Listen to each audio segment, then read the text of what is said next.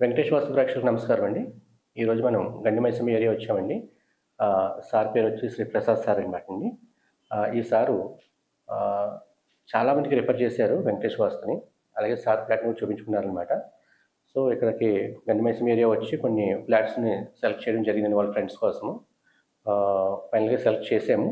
బాగున్నాయేంటి, బాగోలేనియేంటి అని మొత్తం అన్ని సెలెక్ట్ చేశామనమాట అండి. సో, ఈ సార్‌తో నాకు జర్నీ వచ్చి ఇంచుమించు ఒక 5 ఇయర్స్ నుంచి జర్నీ ఉందండి.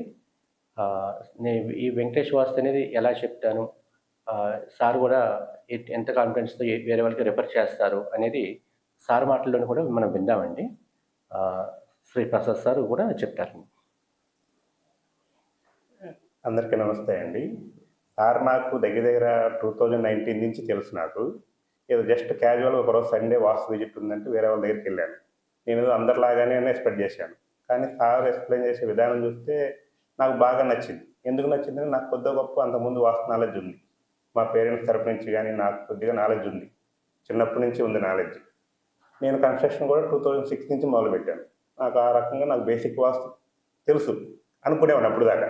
సార్ పరిచయం అయిన తర్వాత మనకు తెలిసింది వాస్తు కాదు అని బలంగా నమ్మానన్నమాట.